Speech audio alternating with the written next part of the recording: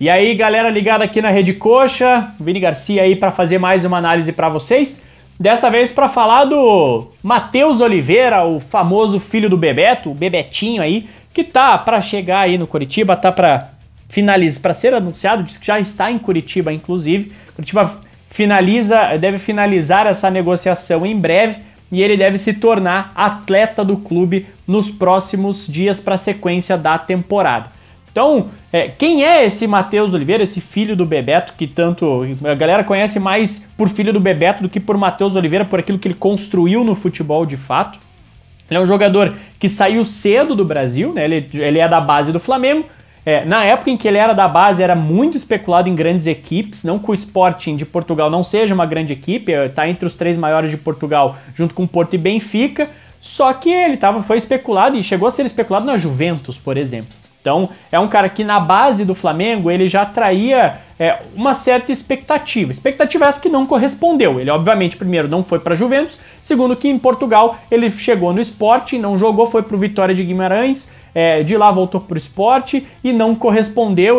A passagem dele em Portugal, ela teve altos e baixos. E aí a ideia é a gente conseguir traduzir esse padrão técnico do Matheus por aquilo que ele jogou basicamente em Portugal, porque no Flamengo ele jogou mais ou menos da mesma maneira, mas assim como o Hugo Moura, você não tem como ter uma noção ter uma referência, porque você está pegando um cenário de categoria de base, onde é completamente diferente de profissional, porque a demanda é menor, a carga de treino é menor, a exigência é menor, a exigência técnica e física é menor, tática, enfim, não dá para levar muito em consideração assim aquilo que ele fez na base do Flamengo. Agora, em Portugal, ele jogou muito no Vitória de Guimarães, por muito não, né? Ele não chegou a ter 30 partidas no Vitória de Guimarães, foi 20 e alguma coisa, não vou lembrar de cabeça, mas no Sport ele praticamente não jogou. Tanto que o último jogo do Matheus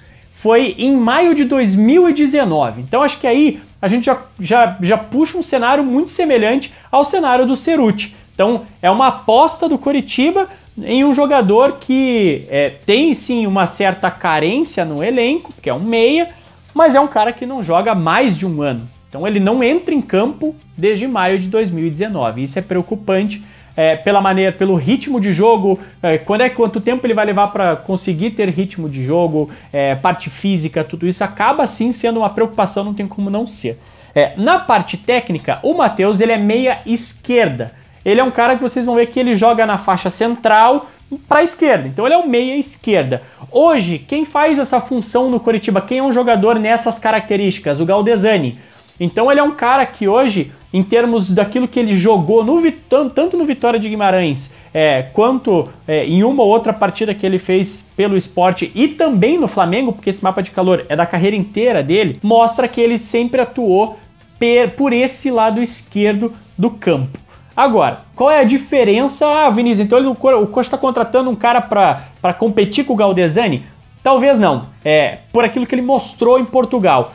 O Galdesani é um cara que atua por essa região central, caindo para a esquerda, mas ele é um cara muito mais de fechamento de linha de passe e marcação. Enquanto o Matheus Oliveira é um cara de condução de bola e chegar na frente para tentar concluir a gol. Então, no Vitória de Guimarães, dos 20 e tantos jogos que ele teve 2 assistências e 3 gols. Esses 3 gols dele foram em jogadas de cruzamento, ele é um cara alto, uma jogada de cruzamento em que ele chega como elemento surpresa na área cabeceando. Então ele é um cara que gosta muito de chegar à frente, de pisar na área, de tentar concluir a gol e participar desse último terço final do campo, dessa organização ofensiva perto do gol do adversário. Então, ele é um cara que, inicialmente, num plano tático, ele inicia o jogo fazendo uma função ou cobrindo um espaço sem bola que o Galdesani cobre, mas ele é um cara que chega muito lá na frente. E aí o sem bola que eu digo, obviamente, quando a bola está com o adversário, mas sem bola, com a bola em posse do Coritiba, por exemplo, ele é um cara que tende sim a participar dessa construção ofensiva lá na frente e fazer o papel de um meia, que hoje, por exemplo, a gente pode colocar na responsabilidade que o Giovanni Augusto está tentando fazer. É um cara que costuma cair um pouco mais para a esquerda e faz essa função de meia. Então, o Matheus Oliveira viria para fazer talvez uma função de um Giovanni Augusto, que naquela parte de criação que o Coritiba não tem hoje, o Giovanni Augusto não está conseguindo render bem, e o Coritiba não tem outro meia. Giovanni já foi embora para o Cruzeiro, Neilton, que é um cara que pode jogar mais centralizado como um segundo atacante, tentar fazer com que o Coritiba tenha volume, tá machucado. Sarrafiori não jogou contra o Fluminense, ficou no banco de reserva, e o Coritiba pôs o Gabriel, que não viu a cor da bola, tudo que tentou errou. Então é um cara que é uma carência que o Coritiba tem hoje, de ter um meia que consiga gerar volume de jogo para os atacantes, seja para Robson, seja para Ricardo Oliveira que está chegando, seja para o Neilton quando voltar, se for jogar aberto pela ponta, seja para o Ezequiel Cerutti. Então o Coritiba não consegue gerar volume pelo meio, então o Coritiba precisa de um meia capaz de fazer isso tecnicamente. Agora, em termos táticos, o Matheus Oliveira supre essa função. Tecnicamente, aí a gente já tem dúvida se ele vai suprir essa necessidade do time.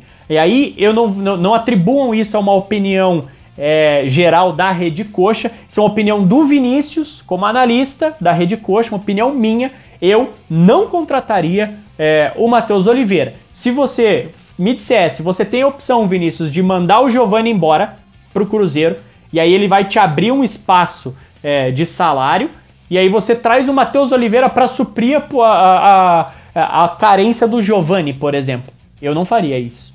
Tudo bem que o Giovanni tem N problemas, que o Doc já conversou com vocês em live, o Doc já falou, problemas físicos, de não conseguir se encaixar num padrão físico, não conseguir ficar saudável, e eu concordo com isso, que ele ganhava um salário alto para nunca estar em forma.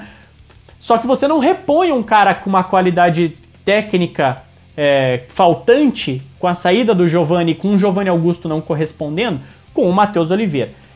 Ele não mostrou, desde que subiu para o profissional, essa qualidade técnica para ser o cara para resolver. Ele pode chegar e calar a minha boca, e eu espero que isso aconteça se ele for confirmado e ele for para o time titular, mas o histórico dele não nos mostra isso. Não foi um cara que conseguiu gerar muito volume de jogo, tanto é que no Vitória de Guimarães, a média de tempo dele em campo é de 70 minutos, ou seja, então ele sempre era substituído com cerca de 25 minutos de jogo. Então, do segundo tempo, obviamente. Então, é difícil você conseguir ter uma noção daquilo que ele pode entregar tecnicamente para o time, primeiro porque ele não joga há um ano, e segundo porque quando ele jogou, ele não conseguiu mostrar essa necessidade, essa qualidade técnica que o Coritiba precisa para um cara ser titular de uma Série A para resolver os problemas de criação do clube. Como eu falei, isso aqui é uma opinião minha,